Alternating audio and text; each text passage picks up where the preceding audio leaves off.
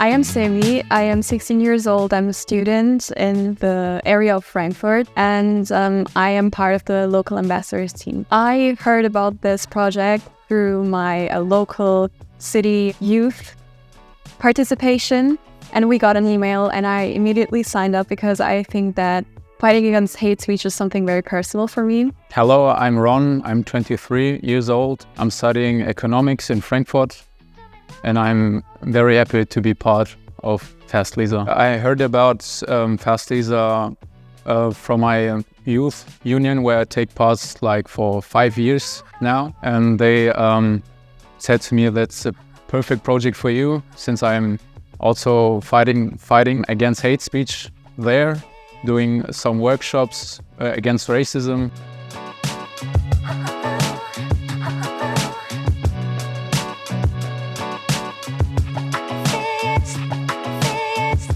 Currently, we are, I think, around 20 people. 10 people came here to Santa Coloma, and the things we did until now, we started in June. We did a few workshops, we did a lot of online meetings and in-person meetings. We went to a museum about communication, and we also exchanged a lot of ideas and visions that we have for the future to continue this project. I learned what the definition for hate speech actually is and what you can do against it, because in the past I wasn't really sure how much you can counteract the things that people do in the internet.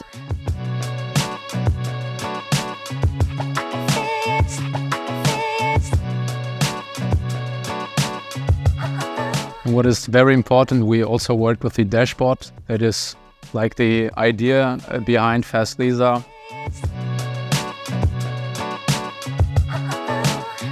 For me, it's still a topic that has to be taught to everyone, not just the young people, the younger generation, but for everyone, because it's not just hate, like insulting somebody, but it's also like mentally hurting someone else through cyber mobbing, through insulting. For me, it's important that I have a basic knowledge about what I'm talking about and what I'm capable of learning someone else, because I don't see myself in a position that I'm better or wiser than anyone else, but I have to develop a basement that I can maybe help someone else in this kind of regards. So that's my motivation behind it. I think my responsibility is to make sure that we keep fighting against hate speech, that people take it more seriously, especially since social media is growing so rapidly. And I see it as my responsibility to counteract this, to fight against it and find new ideas, and especially in my local area to teach people about what they can do against it. I have a lot of hope for this project. I think that everyone should do their best to fight for what's important to them. And my hope is that I can just teach people, that I can educate people on this topic, and maybe take a few steps to make this a more widely spread and known and taken seriously topic. Yeah, and I think we as ambassadors, we have to give the word or like the lesson we learned to other people. So it's not just behind our scenes, but we have to bring over the message of what hate speech is, the definition, and how to fight against it.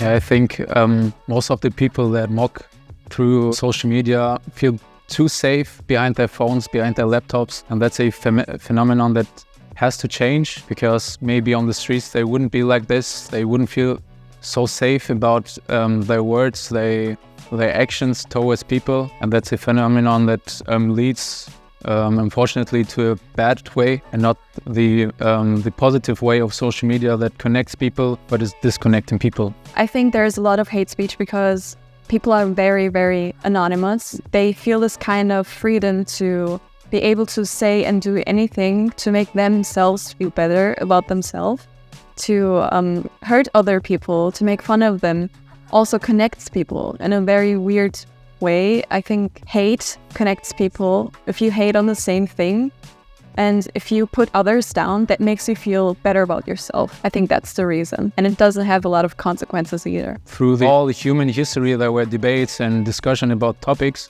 but they were never like the open space, like social media, where you can just through your opinion, through your hate, through your insults, and you don't get punished for it. So I think that's the key point that changes everything about it, because someone who's going in a debate has to have the basic knowledge of how to discuss a topic that he stands behind it. If you don't have the capacity or the knowledge or the words how to express your opinion, you're just starting to scream, to insult, and to mock.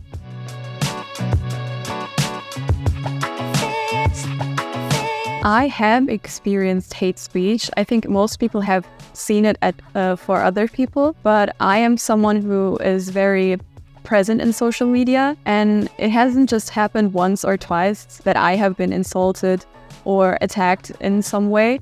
And I'm a person who is very self-confident and I can fight for myself, but I have seen people who couldn't stand up for themselves, and I felt very sorry for them and I wanted to help them. This is why I joined FASTLISA's program. This was a way for me to act on something that was very important to me personally. I have been posting on the internet and social media ever since I was very young. And it was something that I had fun with, and people started then commenting on my videos and stuff, and it kind of took out the fun part for me, and it made it very stressful to post. And I had a phase where I just was very, very careful with what I posted. I was very critical of myself. And still, yet to this day, I don't feel like I'm always safe in social media. I have also seen people being bullied in the internet, maybe very, very famous people, which we often forget about, but they get most of the hate. And I think it's something that is very hard to just get over. I think that my generation, Generation Z, is the first generation to grow up with social media and really be very exposed to this without being taught how to protect themselves. I think that social media is very fun and very interesting to young people. Maybe we should protect them a little more. I think that it makes a lot of teenagers very self-conscious. I have a story about someone I know, not to be precise.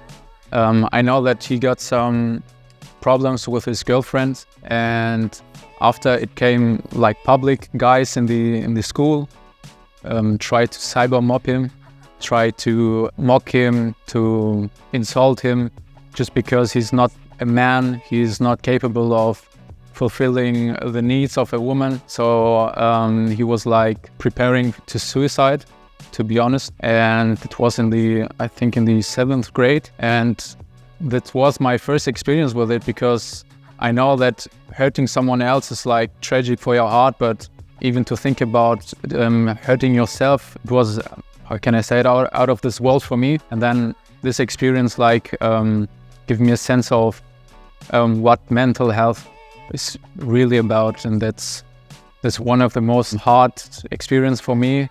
What only words can do to a human being. I think that it's always minorities who get hated on. I think in Germany it's a lot about racism.